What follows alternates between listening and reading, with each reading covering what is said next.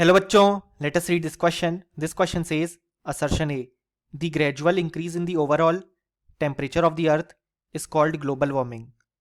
Reason R, CO2 is greenhouse gas. और हमारे options हैं, option A, both A and R are true and R is the correct explanation of A. Option B, both A and R are true but R is not the correct explanation of A. Option C, A is true but R is false. Option D, A is false but R is true.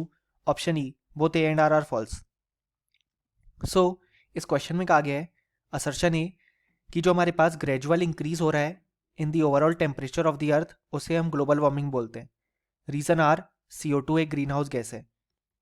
सो इस question को solve करने के लिए जो की concept required है हमारे पास वो है कॉन्सेप्ट ऑफ ग्लोबल वार्मिंग.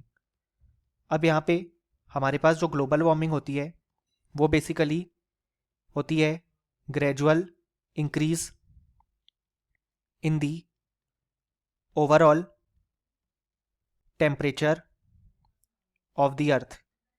यानी कि बेसिकली अर्थ के ओवरऑल टेम्परेचर में जो ग्रेजुअल इंक्रीज आ रहा है उसे हम ग्लोबल वार्मिंग बोलते हैं.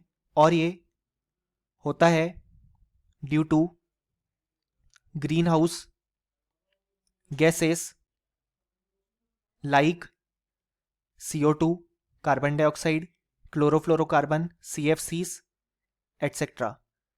सो यहाँ पे ये जो ग्रीन हाउस गैसेज होती हैं वो करती क्या है, यहाँ पे हीट को ट्रैप कर लेती हैं और इसी कारण से जो हमारे पास ओवरऑल अर्थ का टेम्परेचर है वो इंक्रीज हो रहा है.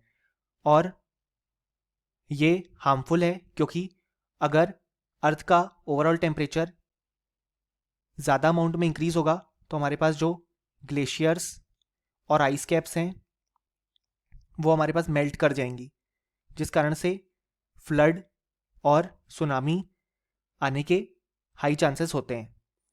सो हमारा जो असर्शन ये है वो बिल्कुल करेक्ट है. और रीज़न आर कहता है CO2 is a green house gas, ये भी बिल्कुल करेक्ट है जैसा कि हमने अपने एक्सप्लेनेशन में देखा.